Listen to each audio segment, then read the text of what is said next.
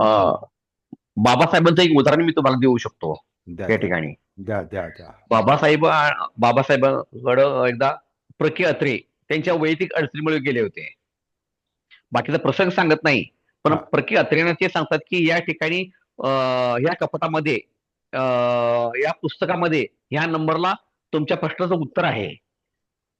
तिथून प्र. के. अत्रे बाबासाहेबांची विद्वत्ता जाणतात आणि तिथून मात्र बाबासाहेबांवर ते एकही शब्द नंतर आयुष्यामध्ये त्यांनी विरुद्ध लिखाण केलेलं नाही.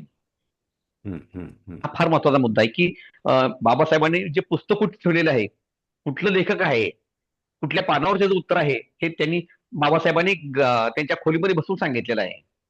अत्र्यांना. की ती बाबासाहेबांची एकाग्रता सती होती, विद्वत्ता होती. हो. ओके. जागृती विद्वत्ता.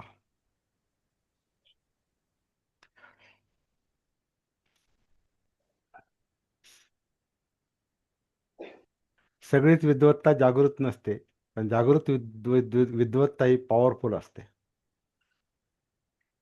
शार्प.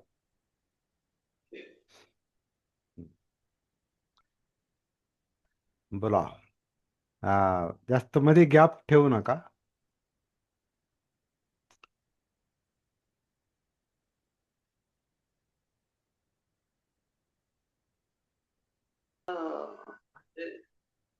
हा. सतीच्या भोवतीच असतो ना सर आपला विषय हो. संपूर्ण. हा जागृतीच्या भोवतीच आहे, बरोबर आहे. हा कुठलेही मुद्दे जरी आपण इथे विश्लेषणासाठी घेतले, त्याचं स्पष्टीकरण काय असतं ते सगळं ते सतीच्या आणि विषय तिथेच येतो शेवटी. आणि हे सतीमधलं सातत्य हे किती महत्वाचं आहे हेच लक्षात आपण लक्षात ठेवलं पाहिजे. आणि त्याच्यामुळे काय होतं की विषय एकच असल्यामुळे त्याचे जे काही म्हणजे त्या अनुषंगाने जे काही आमच्याकडे जे काही माहिती किंवा जे काही आम्हाला स्पष्टीकरण करावंसं वाटतं ते काही वेळेला योग्य होत नाही. आणि त्याच्यामुळे देखील आम्ही थोडस धाडस करू शकत नाही. हा, बरोबर आहे, बरोबर आहे. ते आपल्याला पटकन पटकन ते बोलायची इच्छा नाही, बरोबर आहे. हा आणि विषय तोच असतो. कनेक्टेड तत्त्वाच्या बाहेर कनेक्टेड काय कनेक्टेड पडायचं व्हायचा नसतं. जास्तीत जास्त सराव राहायचा, ठेवायचा. म्हणून आपण ते कनेक्टेड, स्वतःशी कनेक्टेड राहण्याचा आपण जितका जास्तीत जास्त सराव करू, प्रॅक्टिस करू, की कोणत्याही क्षणी आपण स्वतःपासून डिस्कनेक्ट होणार नाही. म्हणून आपण सोपं सोपं काही काही गोष्टी आपण सोप्या याच्यासाठी केलेल्या आहेत, की कनेक्टेड राहा म्हणजे पोटात उतरा सरळ. पोटात उतरा, कायेत या, हळूहळू तुमच्या या हार्टमध्ये या, रक्ताभिसरणात या, डोक्यात या, पाहताना पाहतो, ऐकताना ऐकतो, असं आतमध्ये उतरून हा सराव सातत्यानं चालू पाहिजे. तो कधीच बंद नाही पाहिजे. इव्हन झोपेत सुद्धा. स्वप्न जरी आपण पाहत असलं ना, तरी स्वप्नामध्ये आपल्याला ती सती येऊ शकते बऱ्याच अंशी. इतर वेळेला आपल्याला आपले स्वप्न आठवत पण नाही, परंतु जागृत स्वप्न हे लक्षात राहतात, जास्त बरीचशी लक्षात राहतात. तर हा सराव आपल्याला गरजेचा आहे. मग त्याच्यामुळे आपल्याला आपोआपच आपल्या बोलण्यामध्ये म्हणजे मुद्दाम मुद्दाम काहीतरी आव आणण्याची किंवा गंभीरता आणण्याची गरज नाही पडत. ते नैसर्गिकपणे आपोआपच येतं ते.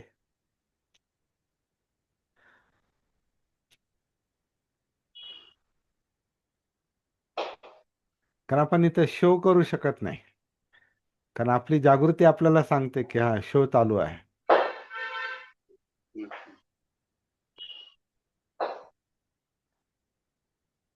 जागृतीचं नाटक होऊ शकत नाही.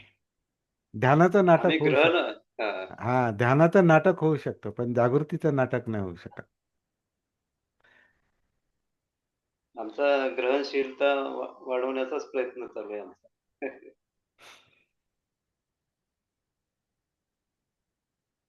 ग्रहणशील बनतो, बरोबर आहे.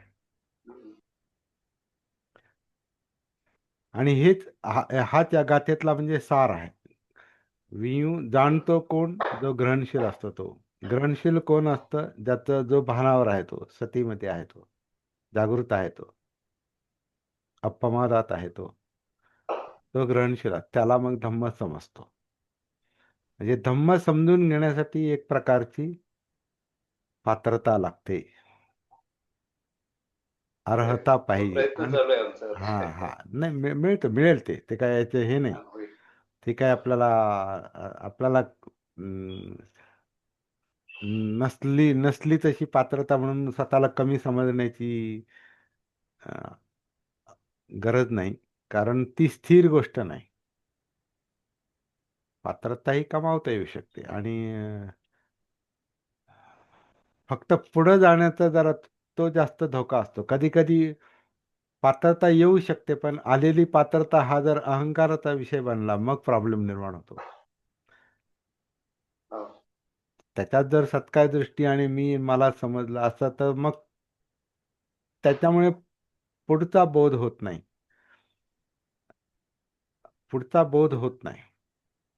म्हणजे धम्मातला अभिधम्म समजत नाही, असं मी म्हणतो. अभिधम्म हे ऍडव्हान्स धम्म आहे. धम्म समजतच अभिधम्माकडे आपण जातो. पण अहंग जर असेल, सत्कार दृष्टी असेल, मी भाव असेल, तर मग माणूस त्याच्यात ते माइंड जे आहे ना, म्हणजे आपण नाही, ते मनाचं लक्षण आहे. त्याला ते जर तेवढ्या पातळीवर ते भानावर नसेल तर मग ते मिळवलेलं ज्ञान, समजलेलं ज्ञान होड करायला पाहतं. आणि त्याची ती आयडेंटिटी बनवतो तो. हा, मी एवढा हुशार आहे, एवढं मला समजलं. आणि काही काही जे सर्टिफाईड विद्वान असतात, सर्टिफाईड विद्वान ज्यांच्यामध्ये डिग्रीचं सर्टिफिकेट असतं आणि पुढचं, तर कधी कधी तोच त्यांचा पाहतो एक इगो बनलेला असतो, आणि मग ते जास्त मिरवतात ती गोष्ट. परंतु ते सर्टिफाईड विद्वत्ता ही चांगली गोष्ट आहे, ती काही वाईट नाही. परंतु तो जर मी बनला, सेल्फ बनला, आत्मभाव बनला, सत्कार दृष्टी बनली की मी असा आहे, तर त्याला पुढचं नॉलेज मिळत नाही, पुढचं मिळू शकत नाही, कारण ते आहे त्याच्यातच तो अडकलेला आहे. पण बाबासाहेबांचं एक विधान आहे की पदवी म्हणजे पदवी म्हणजे पुढचं शिक्षण घेण्याची पात्रता आहे फक्त. पदवी म्हणजे परिपूर्ण ज्ञान नाही. म्हणून पदवीमध्ये अडकून पडता कामा नये. पदवी ही तुम्हाला पुढचं ज्ञान घेण्यासाठी आपण पात्र आहोत, असं जणू काय आपल्याला म्हणजे कधी कधी फार त्याची व्याख्या आपल्याला करता येत नाही. परंतु शिक्षणाची शैक्षणिक योग्यता ही जगातलं जे फार मोठं ज्ञान आहे, जे सगळीकडे पसरलेलं आहे, आणि त्याच्यात आपलं स्वतःचं पण ज्ञान आहे, भान आहे, प्रज्ञा आहे. हे सगळं समजण्यासाठी ते ओपननेस पाहिजे, ओपननेस. नाहीतर ज्ञानामध्ये माणूस ब्लॉक झाला की त्याला प्रज्ञा पुढची मिळत नाही. म्हणून आता हे एक मूल पर्याय सुत्त नावाचं जे पहिलं सुत्त आहे, त्याच्यामध्ये हीच गोष्ट अर्हताला सुद्धा सांगितली. अर्हत पदाच्या जवळ पोहोचलेल्या माणसाला सुद्धा ते सांगितलेलं आहे की अजून तुम्हाला समजलं नाही, म्हणतात ते.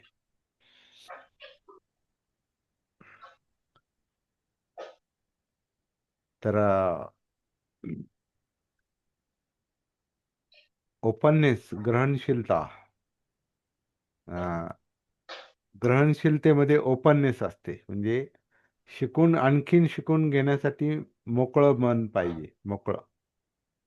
मग पुढचं कळतं. नाही तर जे आहे त्याच्यातच जर आपण अल्पसंतुष्ट असू, माझ्याकडे खूप आहे, तर मग ते अडकलं, मन तिथे अडकलं, चित्त तिथं अडकलं.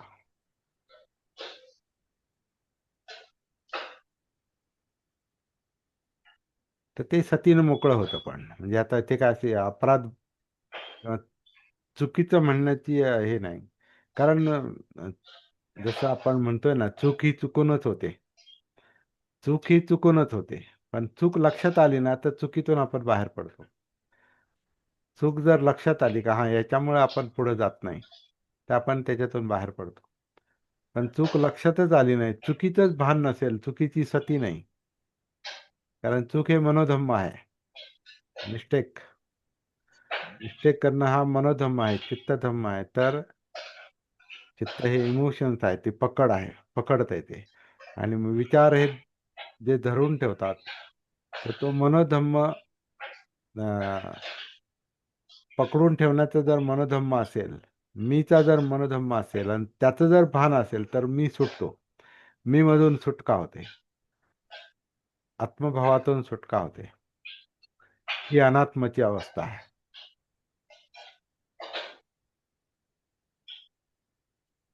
आणि मी हा कसं तो भ्रम आहे, तो अविद्येतला भ्रम आहे, अजाण अवस्थेतला तो भ्रम आहे, अजागृत अवस्थेतला भ्रम आहे, सती नसताना निर्माण झालेला भ्रम आहे, अनकॉन्शियस मधला तो भ्रम आहे. भ्रम आहे, मी हा भ्रम आहे. मीचं अस्तित्व नाहीच आहे, फक्त मन जागृत नसल्यामुळे ते धारण ठेवतं. म्हणून आपण म्हणतो की मी श्वास घेत नाही, मी सोडत नाही. आपल्या अभ्यासासाठी आपण असं म्हणतो, विचार ते लक्षात घेतो, वास्तव लक्षात घेतो की श्वास आपण घेत सोडत नाहीच, पहिल्यापासून नाही. जन्मापासून जे सुरुवात झालं ते नैसर्गिकच आनापानची सुरुवात झाली ती. म्हणजे मी घेतो मी सोडतो असं नाही.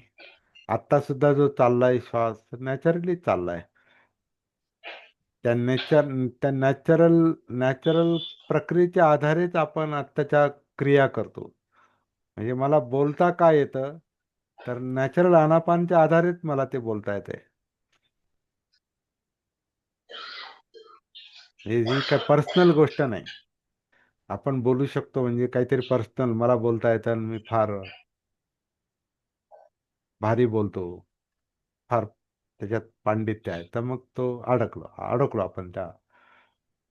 पण ते निसर्गाच्या आधारेच चाललंय हे सगळं काम.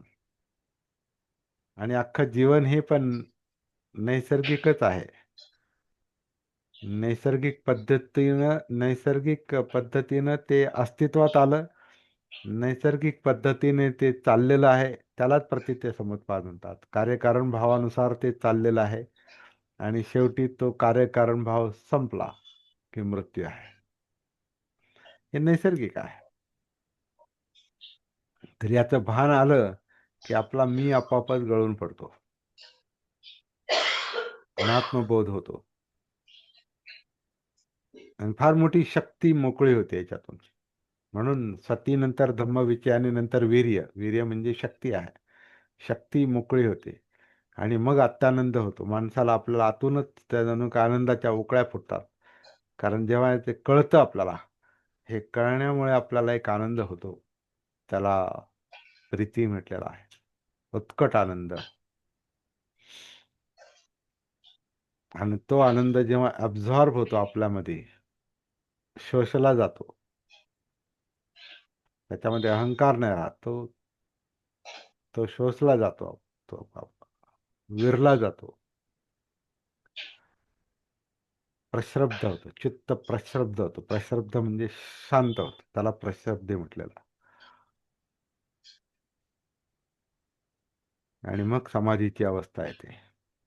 पण समाधीची पूर्णता साध्य करता करता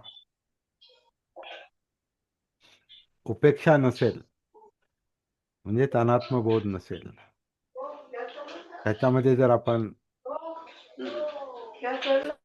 अडकून पडत असू, तर मग ती समाधीची पूर्णता साध्य होत नाही. म्हणून समाधीनंतर उपेक्षा येते, उपेक्षा.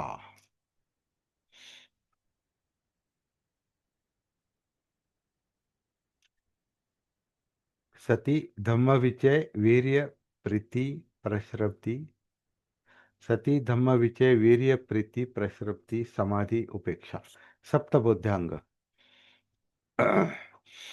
तर आपल्या ही सती जागृतीचं हे जे आपलं ट्रेनिंग आहे, प्रशिक्षण जे आहे, हे 3 पातळ्यावर चालतं. हे मला वाटतं तर काही लोकांना माहिती आहे, ते काही लोकांना माहिती नसेल.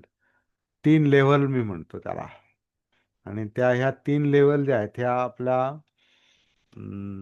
आनापानसती सुत्ताच्या आधारे पण आपल्याला त्या पाहता येतात. आनापानसती सुत्त जे मी थोडंसं एडिट करून, जे थोडंसं लांबलचक सूत्र आहे त्याला शॉर्ट करून प्रॅक्टिकली उपयुक्त कसं राहील ते, असं मी त्याचं भाषांतर केलेलं आहे आणि त्याला संक्षिप्त बनवलेलं आहे. आणि ते पुस्तक बहुतेकांकडे असावं असं मी समजतो. नसेल त्यांनी ते मागवून घ्या. म्हणजे आता धानके सरांकडे आहे, मस्केंकडे आहे, सोनवणे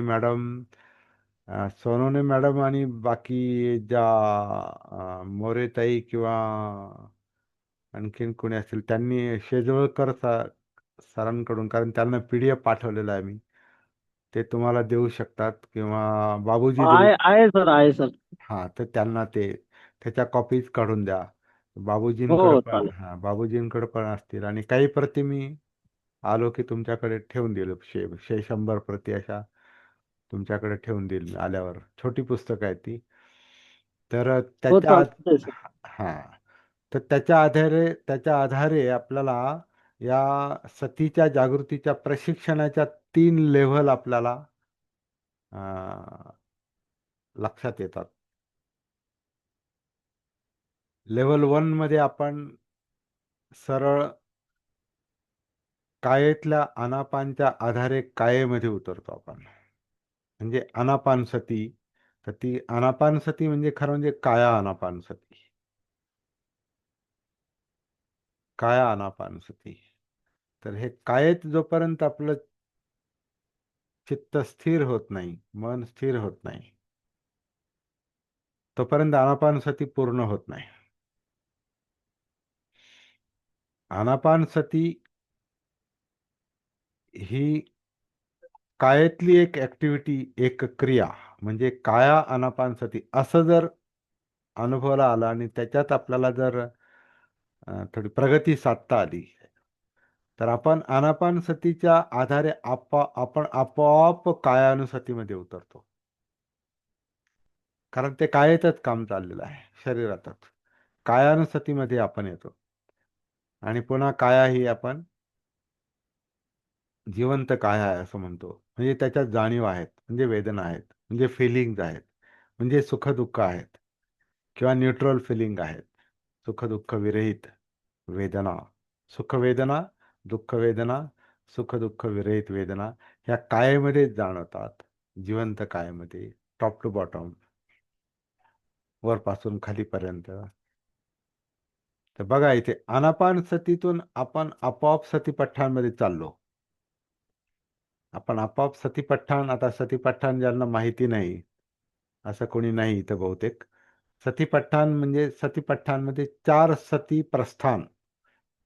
4 सतीपठ्ठान म्हणजे 4 पातळ्यावर सती प्रस्थान करते, म्हणजे पुढे जाते. प्रोग्रेसिव्ह राहते ती, पुढे पुढे जाते. पठ्ठान म्हणजे प्रस्थान असा मी अर्थ घेतो. आता काही ते विशुद्धी मग्गामध्ये पठ्ठानला फाउंडेशन असा अर्थ केलेला आहे. पण मला वाटतं फाउंडेशन ही स्थिर गोष्ट आहे. फाउंडेशन ही स्थिर गोष्ट आहे. फाउंडेशन ही गतिशील गोष्ट नाही. आपलं अस्तित्व, जीवन गतिशील आहे, त्यामुळे स्थितिशील काहीच नाही, सगळं गती आहे. त्यामुळं पठ्ठानला प्रस्थान असं गतिशील जर आपण अर्थ घेतला तर गतिशील, जशी गाडी प्रस्थान करते, गाडी पुढे जाते, पुढे पुढे जाते, या स्टेशनहून त्या तिथून आणि मग पाहिजे तिथे पोहोचते. तसं हे सतीचं पठ्ठान आहे, प्रस्थान आहे, पुढे जाते. आनापानातून ते कायेमध्ये जाते, कायेतल्या जाणीवांमध्ये जाते, म्हणजे वेदनांमध्ये जाते. वेदना म्हणजे सुखदुःख आहे, सुखदुःखाचं कारण चित्त आहे, म्हणजे ती वेदनांमधून चित्तांमध्ये जाते. चित्तामध्ये पाहिजे नकोचा संघर्ष आहे, लोभ द्वेषाचा संघर्ष आहे. तर ते चित्त आहे जे चंचल आहे, ह्या पाहिजे नकोच्या इच्छा आकांक्षामध्ये, ज्याला तृष्णा म्हटलेलं आहे. तृष्णा हे दुःखाचं मूळ आहे. म्हणून त्या वेदना ज्या आहेत त्या सुखदुःखाच्या वेदना ह्या चित्ताचा परिणाम आहे. तर आपण या परिणामातून कारणाकडे जातो. परिणामातून आपण कारणामध्ये जातो, पुढे प्रस्थान करतो. आणि चित्तामध्ये जे जे काही चाललेलं आहे ते विचार प्रक्रियेला समजतं. म्हणून त्याच्यामध्ये त्याला शब्द दिले जातात किंवा शब्द निर्माण होतात. जसं आता श्वास हा एक शब्द आहे, तर तो श्वास शब्द जो मनातला आहे त्याच्यातून तो विशिष्ट बोध होतो का हे शरीरात चालणारी ही जी जी काही प्रक्रिया आहे, आन आणि अपान, हा याला श्वासोच्छ्वास म्हटलेला आहे. हे आन आहे, हे अपान आहे, याची संज्ञा मनात असते, मनोधम्मामध्ये असते. तर ही काया आहे. हे कायेमध्ये हे अमुक अमुक आहे, हे असे अशा हालचाली चाललेल्या आहेत. हे शब्द आपल्याला मनोधम्मामध्ये आढळतात.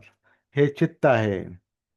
हे चित्त असं असं अशी अशी इच्छा करतं, हे पाहिजे, हे पाहिजे, ते पाहिजे, आणखी पाहिजे, खूप पाहिजे, फार पाहिजे, कायमचं पाहिजे, ते टिकून राहिलं. हे जे चाललेलं आहे, ही विचार प्रक्रिया जी आहे ही मनोधम्मामध्ये चाललेली आहे. किंवा हे नको, ते नको, ते नको, ते खतम करा, नष्ट करा, त्याच्यासाठी काहीही करा, पण त्याचं अस्तित्व नष्ट करा,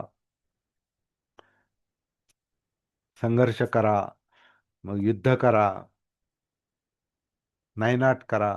हा जो द्वेषाचा जो हे असतो, नकोचा, नको असलेल्या ज्या इच्छा असतात चित्तामध्ये, तर त्याच्यामुळे हे पुढचे परिणाम होतात सगळे. आता ही जी इच्छा आकांक्षा, नकोची जी इच्छा आकांक्षा तृष्णा किंवा पाहिजे असलेली जी काही इच्छा आकांक्षा तृष्णा जी आहे, ही व्यक्तिगत पण असते आणि सामाजिक पातळीवर पण असते. ही व्यक्तिगत पण असते, ही सामाजिक पातळीवर सामाजिक पातळीवर पण असते. म्हणून सामाजिक इच्छा आकांक्षा ज्या असतात त्या सगळ्यांच्या एकसारख्या बनतात. तिथे मग ती आंदोलनं उभी राहतात. आणि मग याचं स्वरूप अगदी राष्ट्रीय पण बनतं आणि आंतरराष्ट्रीय पण बनतं.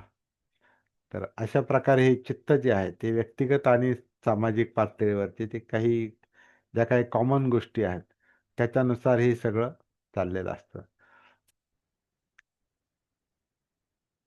इथं आपण लेव्हल 2 पाहिली. बोलता बोलता आपण लेव्हल 2. आनापानसती ही एक पहिली लेव्हल आहे, ज्याच्यामध्ये ती प्राथमिक लेव्हल आहे. त्याच्या आधारे आपण कनेक्ट होण्याचा प्रयत्न करतो. दुसरी लेव्हल जी आहे ती सतीपट्ठाणची लेव्हल आहे. कायानुसती, वेदनानुसती, चित्तानुसती, धम्मानुसती म्हणजे मनोधम्मानुसती. ही दुसरी लेव्हल आहे.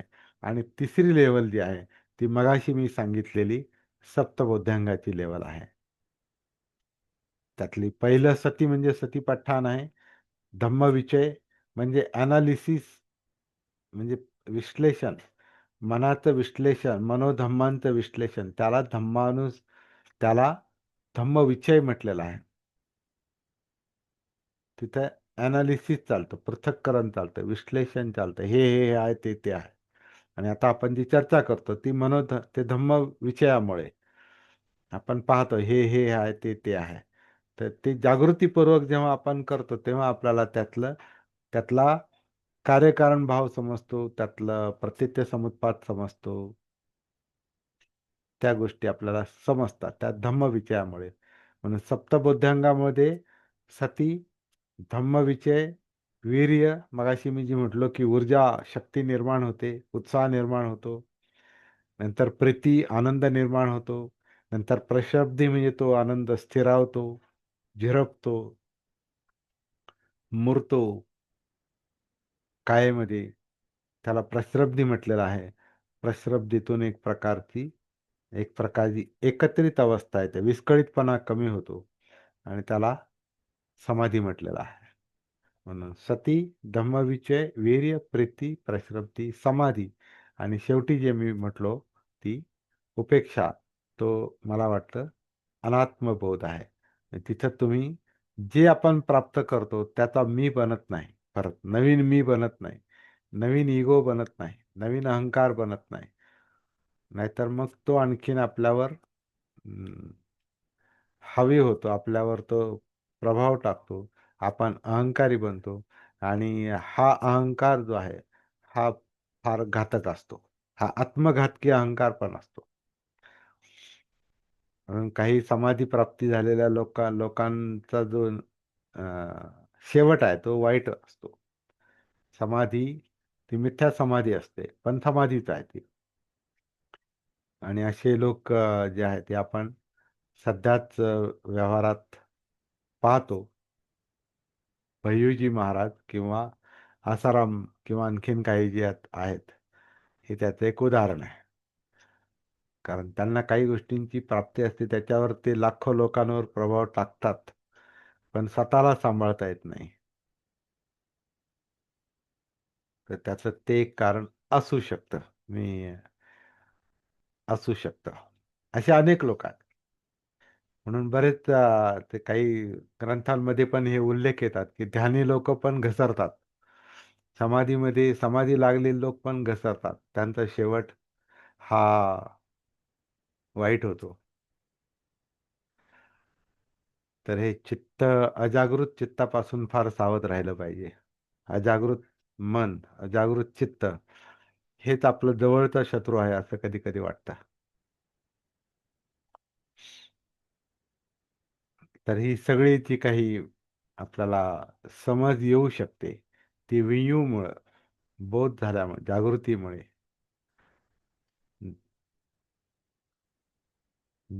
जागृतीमुळे, सतीमुळे जी जाण येते त्याच्यातून आपल्याला धम्म समजत जातात.